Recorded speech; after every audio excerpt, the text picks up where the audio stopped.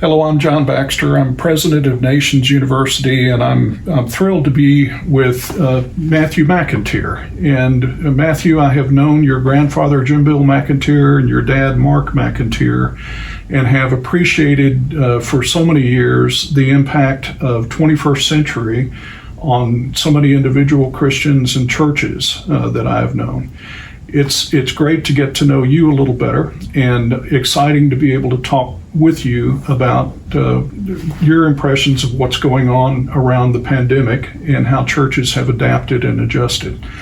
One of the themes that I know 21st Century has been involved in for such a long time is providing resource materials, whether they're worship materials, study materials, whether children through adult, or individual study materials for individual Christians as well. What are the kinds of things that you see differently today than you have in the past? That's definitely a huge part of what we do is study materials, whether it's for adult Sunday school classes and certainly children's Sunday school classes, vacation Bible school materials. It has been obviously, just like the rest of the world, we're seeing all sorts of changes while churches scramble to try to figure out how do we handle engaging our members and our students and our children in ways that are still safe, but still able to be in the Word, to be in study, to be in fellowship with each other, knowing that the church is so important to what we do.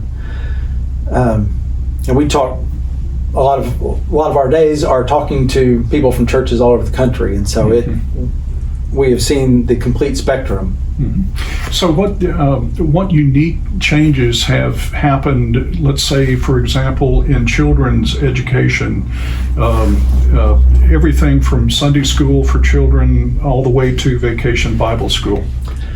Yeah, with Sunday school for children, and that's definitely one of the areas that concerns me the most. Frankly, I think it has been the most difficult for churches to get a handle on how do we keep the children engaged. With adults, it can be easier to have a video and you record your lesson for the evening, and then we get around and watch it for 30 minutes or 40 minutes or whatever that is. That's not as easy with children. Who has ever taught children knows keeping them engaged and focused on you is a challenge, and it's what makes great teachers so great, because those children are so important. And so not having the bi-directional communication, not having that in-person engagement has been really tough. So it's important to us as adults to be able to have an exchange, but it's even more important for children to be able to have that exchange? I think it is, because one, they need to know that the person who's teaching me has some care for me and some concern for me, and understand that, which we don't get as well from just watching a video. But we do get it, in those Zoom calls, in the FaceTime calls, or however we're doing that. You can get it by telephone calls, and certainly in person. So some of the things we hear churches doing all over the place, and one advantage of the nicer weather in a lot of places has been some are having outdoor Sunday school classes, and for middle school age children and up, it's been really easy to have, we're going to sit around a big circle where we think it's a little safer to be outside, but still in person, and have those Sunday school classes outside, even though they may be different or at different times. It may not be 8 in the morning, it may be 4:30 in the afternoon. Sure. For the children, it's been all sorts of things. It's been the Zoom calls of a teacher trying to put everybody on a iPad or a laptop and getting together and still talking to each other. It's also been new volunteers that might get found that maybe weren't actually engaged in the children's program, but are willing to say, hey, I'll talk to a child, and it may be a phone call. And they've both got the material in front of them and say, hey, let's talk about the story of Joseph and how God was working in his life to protect him, or let's talk about what Jesus was doing here. and just how are you, by the way? Because we get so few real interactions by telephone anymore either, and Exactly. and children really enjoy that. Same for when they get a letter or a card from a teacher or somebody who cares about them. So we're seeing that happen a good bit. And what is changed in terms of the curriculum? As CEO of 21st Century, you make curriculum available. What are the substantive changes in curriculum that you have started to make available since the pandemic began?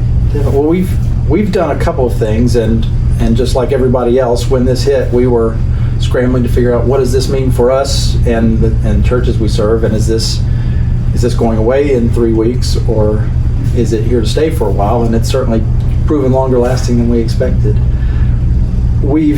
A couple of things we've done. We created what we've called a hybrid guide to Sunday school, and so it's a resource for different age groups, and we offer it free online. But here are some ways to get children involved, and here's how you can think about getting children involved, whatever your situation at those different age groups, whether you're meeting in person, whether you are having some type of virtual Sunday school, or some combination of the two, where you've got a few people meeting in person and a few meeting remotely.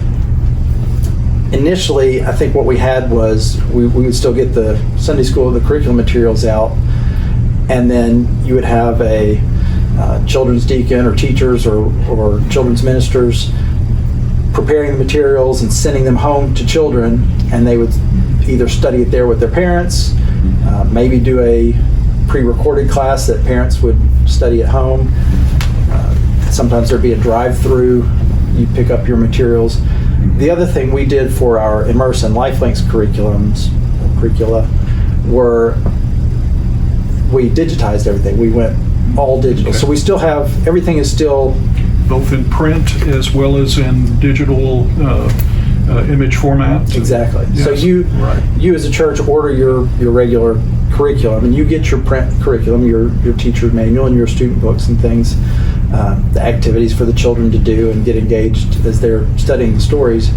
But you also get the exact same thing in digital format. So if you've got 3 children who are in class and can pick it up and use it, and 3 more who are at home, they can have their digital materials and all the same resources that they have, whether they're there or not. Yes. And especially where we're using more teachers, like I was talking about. If you have that one person who's got time to have a one-on-one lesson, well, both of them can have the materials instead of having to, So okay, who's got the book? It can really be adapted and scaled however it needs to be. And lots of different people can be involved in the process as they choose to. You had shared about a grandparent being the person who facilitated the Sunday school curriculum with the child, and I think that's a beautiful thing to see. It's not just the typical Sunday school teacher, but lots of other hands can be involved. Absolutely. And you can maybe reach even farther. There may be some children who parents don't bring them to Sunday school, but it's an easy way.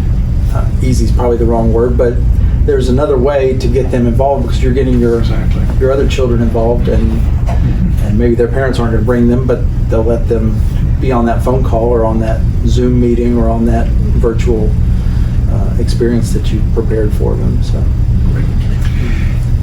One of the things that I know has been a concern for all of us. None of us knew how long this was going to last when it initially started, and so church leaders have struggled with, well, what does this mean? What is the new normal going to look like? How have you worked with churches to try to help them think through that? One of the things we did, we created, with a lot of help from a lot of different people, a church reentry roadmap to help give some guidance for churches on how do we think through getting back together, whether it's a speedy time or it's a slow, drawn out time, or anything in between. And I think certainly by We see a lot of variation by region. If you're in a part of the country that is on stricter type of lockdowns, if you're in an area that's looser with the restrictions, and also the size of your body, the nature of your members, and how eager people are to get back together versus others are more cautious. Yes. And so we tried to give a roadmap toward thinking through, okay, how do we accommodate those different ideas, both within your membership, within the structures of safety and what health recommendations are at a given time. And so part of it is, all right, let's look at what's worked for us before, pre-pandemic. What were ways we were doing outreach beyond just our group corporate meetings together, and then taking those, how do we expand those into what's the situation we're in today? So as you think of things like evangelism and outreach in the community, benevolence programs, what are the themes that you're hearing, and what do you encourage churches to consider in looking at that? And I know outreach is one of those things that the churches worry about. Is that getting left behind? Because if we're not all meeting in the building, how do we still bring people in? I think at the same time, it may have created some new opportunities in that we've talked to a lot of congregations who are meeting in smaller groups where maybe everybody can't meet at the building, but 9 or 10 or 18, depending on how you've got it structured, or meeting in someone's home in maybe looking even more like first century, except we're streaming the lesson at the same time. But it's No, go ahead. Well, I was going to say sometimes it's easier, and we've talked to people who've been meeting in more house church styles, or where they're meeting in those smaller groups. It may be less intimidating to invite somebody. Hey, I know you're not a part of a congregation anywhere, but you want to come over to our house and just meet with a few of these friendly people. And sometimes that's less intimidating than inviting someone to the building.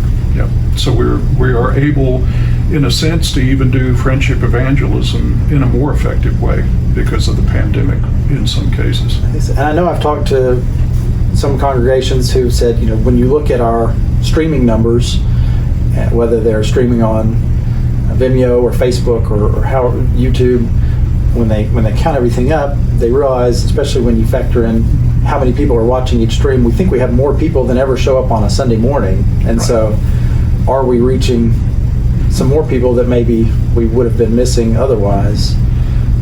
That we just didn't have a way of accessing formally, or didn't know how to respond to a need that may have been there. Right. So great. And then I know for others, it's for all of us, we still need to be together, and so that's been what's been, I think, most difficult about all this. God gave us the church to encourage each other to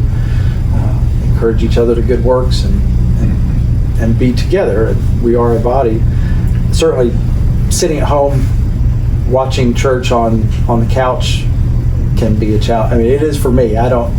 It's hard for me not to feel like I'm watching a TV show when I'm doing that. And so still finding ways to get engaged with each other, Exactly. I think is really important no matter how we do it. That theme, while we may be moving the direction in some ways of high tech, we also have to really increase our ability to have high touch. And both of those have to be present at the same time. And we have seen that play out over the years in so many ways through the work of NationsUniversity. It's important to have a sense of connection with other Christians, whether it's studying in a university setting or being part of a congregation locally. How we do that is a challenge. Do you have any best practices that you could recommend there? One interesting thing that you made me think, we've probably sent more box cards out to people and had more people come in to buy box cards than typical. And it's people who've got some time and they're willing to do the low tech, like you were saying, actually write somebody a note, put a stamp on it, and Yes. send it through the mail. And you realize when you get one of those how impactful that really is. Yeah. Somebody took the time to actually write longhand a card to me, and being in an age of texting with How you our doing? thumbs and sending out emails, what a wonderful thing to get a card in the mail from a friend. And it's so important to the kids too, the children Yes. who rarely know what those things are when you receive a card. I know when my kids have gotten one from a teacher or somebody at church, it's pretty special. And so it still just shows, yeah, somebody took the time and is interested in encouraging me. That's great. What other changes are you seeing? What other themes should we talk about together?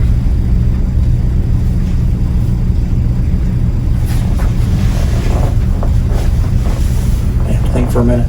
That's okay. Yeah, we can edit out. Yeah, we the have to daytime. do a little pause here. No, that's fine.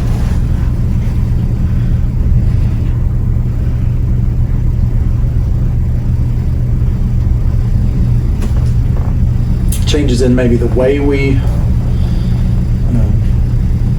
handle services, or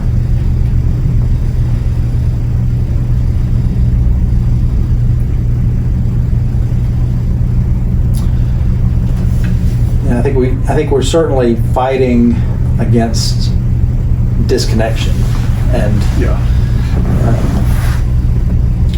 I think it's easy. I know when I've gotten back together with a group from church, especially those first few times after we hadn't been meeting together, it was almost this sense of relief and excitement, Yes. and it was a reminder to know, okay, this is still really important, Yes. and I think that's going to continue to be a battle. We've got to still be very creative about how do we find ways to keep that engagement, because we are so important to each other.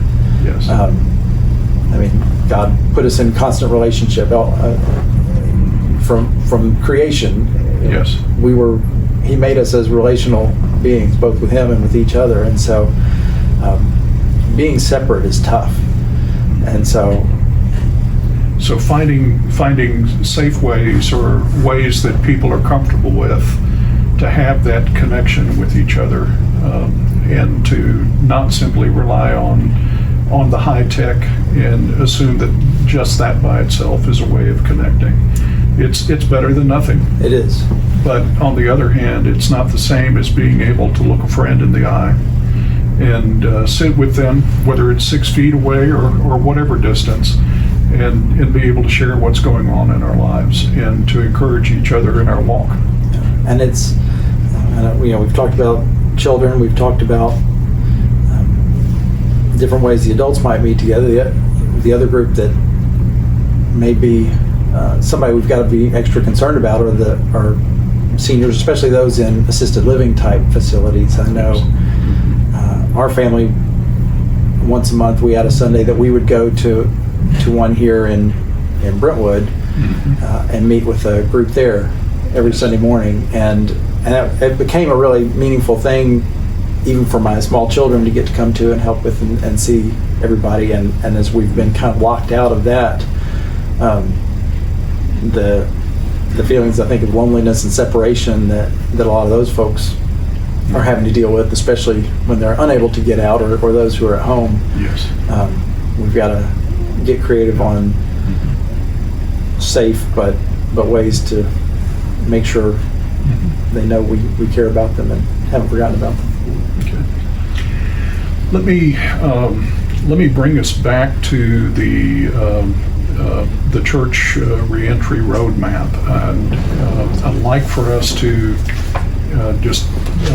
let's highlight that together real Okay. quickly, kind of as a way of closing.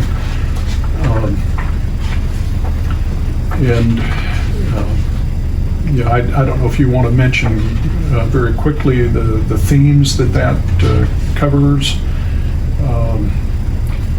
but that whatever you'd like to share about that, and the fact that it's free for download Sure. to anyone who wants it. So So let me try to set that up. All right, let me make sure I can speak intelligently again. It's been a while since.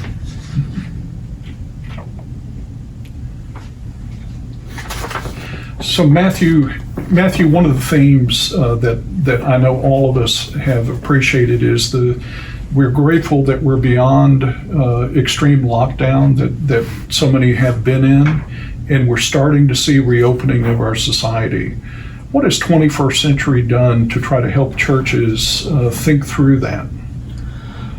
One of the resources we tried to put together with a lot of help from a lot of people was it's a church reentry roadmap guide, and we've put that on our website just for free download. That you should be able to find it on the front page at 21stcc.com. But what it is, it's a guide for just thinking through how do we start to get back together. It addresses both what lane are your members in? What are they in the fast lane? Are they fast lane people who are we need to be back? We should have never been apart. To the let's take this at a measured approach, all the way to the slow lane or even the shoulder lane folks who are saying, we're going to be at home for a while and we're okay with that, and we're going to be safe at home until we can get back together. How do you think about how to serve the needs of all of those different types of members in the church? And how do you bring the differing interests together and still keep everybody engaged? Mm-hmm. We then kind of take a look at both digital landscape. Mm-hmm. Right, how are we doing worship digitally? How are we doing Sunday school classes digitally? And is there a hybrid model? Is there some digital aspect of that, whether it's the worship services, the classes, contributions, and then in the physical world, how are we meeting together, and what does that look like, both with health concerns? What are safety protocols? How do we think through doing that? Whether it's our worship services, our classes, and what are some ideas that others have done? Whether it's still meeting and you're having more services, you're having some outdoor services. Maybe it's the drive-in movie theater style church or parking lot church where people have come together and you broadcast that over speakers or over FM radio, house churches and small groups. Mm-hmm. And so it's letting each church, depending on their size, the local health guidelines, help them think through how they can stay connected to their members and provide the things that we are so grateful that our churches provide, whether it's connection with each other in worship or education, being able to reach out into our communities and beyond. It is, because it's going to be different for everybody, whether it's if you're a 1,000+ congregation in a big city, or you're a 30-member congregation in a rural area. Your needs are going to be different. You're going to treat that differently, but it's kind of a roadmap to here's how we think about it. Not just here are ideas, but here are ways to look at what has been working for you in the past, in your outreach, in your ministry to your own members, in your worship. What things can you bring into this era that we're living in and we're going to be in for a little bit longer? And then what are creative ways we can think to reach out to more people, maybe or at least both the needs of the people we already have, but also people who maybe haven't been engaged. And then what are some of those items that may actually carry forward into the future? Right. Whether it's streaming. Even if we can completely get back to what we think of as normal, what are the things that we want to hang on to that have been working for us? Yeah, the whole necessity being the mother of invention, and the creativity that we see with congregations and members. I think we're going to see, there's some great ideas that come out of that, and that carry forward and show us new ways to continue to reach people in our churches and around the world. Excellent. And I really appreciate 21st Century Christian being farsighted enough to think about the scope and also to develop this kind of resource to help churches and to provide it as a free download.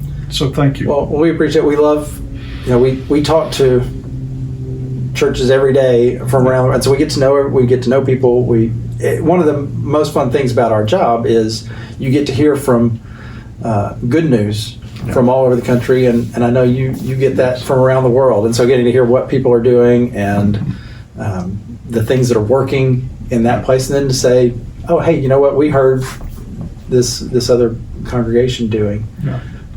It's a special thing to get to hear. We love hearing good news. We love hear when people say, here's a new group we're reaching in a new way. And so it's been fun. That is exciting.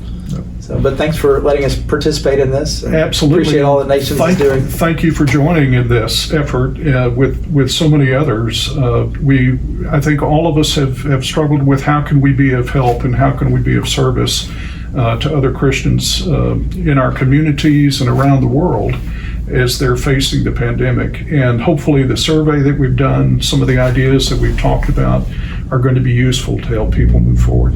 So thank you. We'll keep encouraging each other. Yes. Thanks. All right. Yes, sir. Appreciate it, John. Likewise.